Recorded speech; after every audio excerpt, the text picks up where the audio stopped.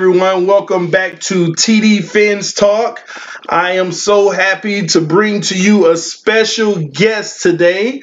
Everyone say hello to Camden. Yay! All right. So I try to make as many videos as possible, but sometimes the little ones don't allow that to happen. So let me say this. I told him since he's not going to allow me to make a video, he's going to cry unless I pick him up, then he has to be in a video with me. So he has that distinguished responsibility today. He's just squirming.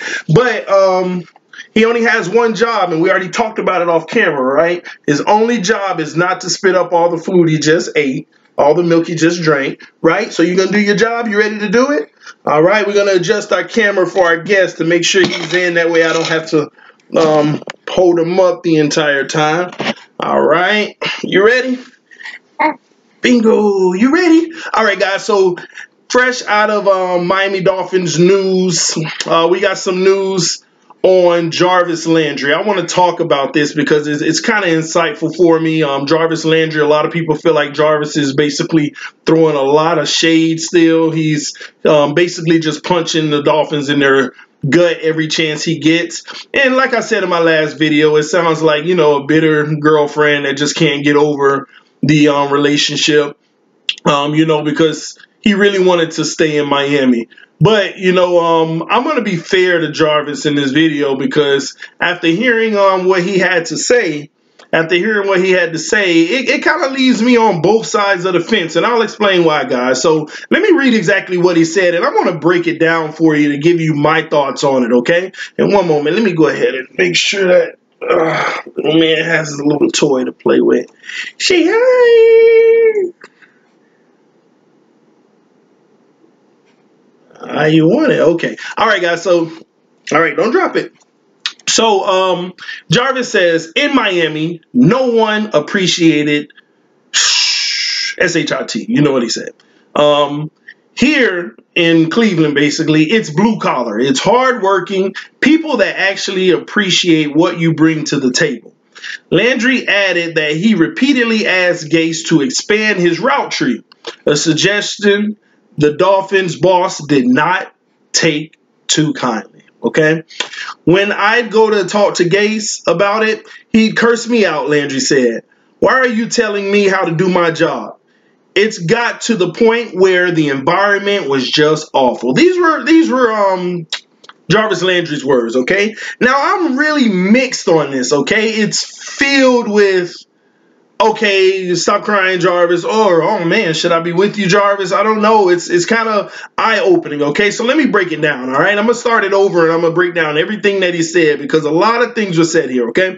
In Miami, no one appreciated nothing, pretty much, okay? So he's basically saying no one cared, nobody appreciated, really him, okay? That's how he felt, okay? Here, it's blue collar, it's hardworking, people that actually appreciate what you bring to the table. And that told me it was talking about him, definitely. Dolphins didn't appreciate him, at least that's how he felt. What I think about that, I think that Jarvis just wants to be a diva. And this is why I always tell you all, you can't pay that type of money for receivers. Receivers are known to be the divas of the team. He wants to be the diva, the one that walks in and gets all the applause, and when he's leaving, please don't go. Not yet. You're the greatest. We need you. That's the receivers. I mean, look at it over history. Look what Des Bryant is going through. Look what Terrell Owens went through in the past.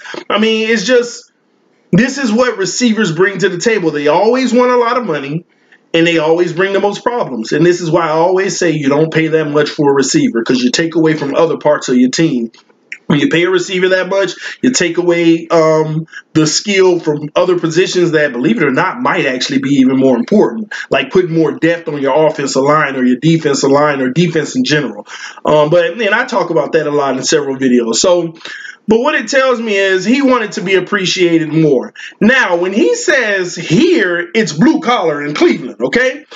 It's hardworking, people that actually appreciate you. Jarvis, listen to me, okay? If you're listening, which you're probably not, but hopefully you get a whiff of this. Listen, okay? You sound like someone who just started a new job, which you did. You know, you come home to your wife or your husband and you tell them, oh my gosh, babe, they bought us lunch today while we were in training. Oh, they actually let us off 30 minutes early while we were in training.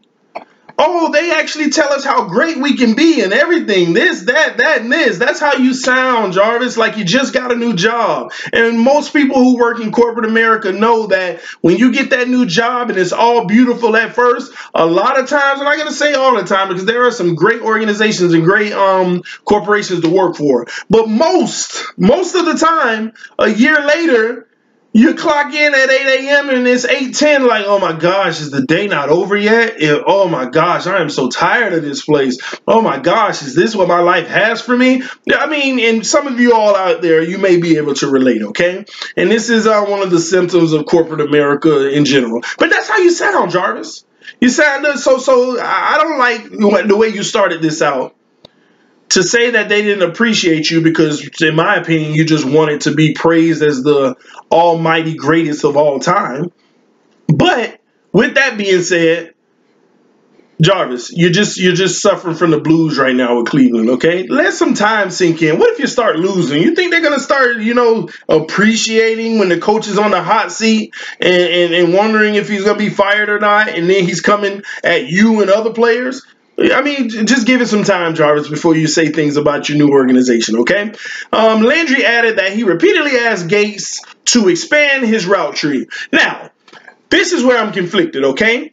We have a player who wants to broaden himself, okay? He wants to expand the route tree, which learn more routes and run more routes. Nothing's wrong with that, guys. I mean, he should want to, We know what Landry was for the Miami Dolphins. He was our short gain receiver. He caught the short gains for first downs, or he caught the ball first and 10. He'll catch it behind the line of scrimmage. Do something with it, Jarvis. And I can understand him wanting to expand, him wanting to go out there like Kenny Stills, him wanting to go out there like Devontae Parker, get some deep routes going, moss some people, in other words.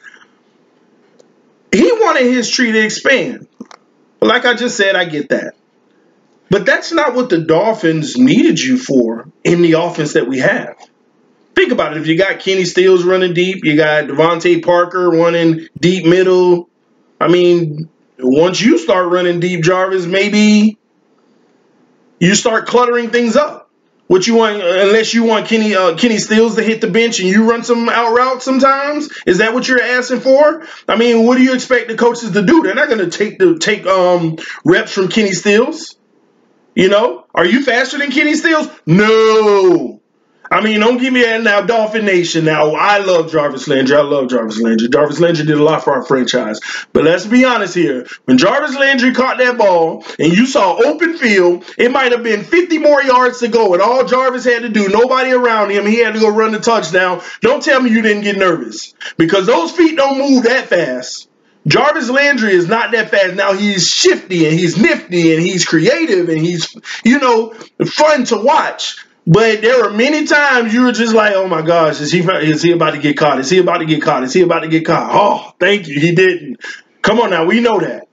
So you want to become you want to run routes, expand your tree like you're an outside receiver. Slot receivers don't have many routes. Everything is underneath. I mean, sometimes you have some curl arounds and things like that, but you don't run too many posts. You don't run too many out routes. You don't run too many fades and things like that. Let's just be honest here, okay? So in other words, you're asking the coaches, can you change positions? And by changing positions, you're taking playing time for other people that we feel are better suited for those positions, especially when it comes to speed, Jarvis. So you want to expand your route tree? Go get a sheet of paper and go look on the internet for the route tree and go practice them and say that I'm better at this. So that when free agency came, which it did, you can say, hey, I'm also good at these. I know you don't have much film, but hey, if you want me to come work out for you, I can do these for you as well. But in the Miami Dolphins system and in our offense, it wasn't your place, Jarvis. And I'm here to tell you, stay in your place. Okay? You okay, man? All right, so I understand, Jarvis, you wanted to better yourself. I'm going to give you the benefit of the doubt. You wanted to better yourself. But in our offense, that just wasn't very feasible, okay? Now, he goes on to say, basically, Gase didn't take that kindly, okay? He said, when I go talk to Gase about it, now that tells you, okay? Look at the exact words. That means he went to talk to Gase about this more than once. I'm not going to jump out and say several. I want to say several times. But when he say, when I go talk to Gase about it, not like when I went to talk to him about it. No, when I go talk to him about it, like it happened a few times. When I go talk to Gase about it, he cursed me out. All right. First and foremost, Gase shouldn't be cursing anyone out, especially not his teammates, especially if they want to better itself. Great leadership is great representation on communication, how you communicate to your players. I don't believe in those coaches that curse you out and say, just do it the way I say do it. It is what it is. Versus explaining the bigger picture. Because if you explain the bigger picture, they buy in more and they're on board with your game plan, okay? Now, there's two sides to every story. I can't say that Gase cursed them out, but this is what Jarvis Landry is, this is what he's basically claiming, okay? So, why are you telling me how to do my job? He's giving exact words that Gase said. Now, I'm not going to just rule it out now. Come on now. I'm a realist. I can imagine Gase saying, you know, basically, why are you trying to tell me to do my job? I mean, Gase may have been mad, especially, hey, have we not having losing seasons? That's why I said, Jarvis, wait for them. If those Browns start losing, we're going to see how much you feel appreciated. But coaches are under a lot of pressure. So if he did do that, I tell Gase, that's wrong of you. A great leader, even in bad times, should be able to communicate to his players and give them the why behind what you're doing and why you're doing it, okay? But if it happened, it happened. So at the end of the day, I can understand how it can make Landry feel as well. But if you had to go to him more than one time, which your statement and when I to go talk to Gase about it, and I mean, was there somebody else? But when I go talk to Gase about it, he cursed me out. He'd curse me out, as in more than one time, all right? If you understand, you know, verbiage, you'll see that this is not singular, okay? Why are you telling me how to do my job?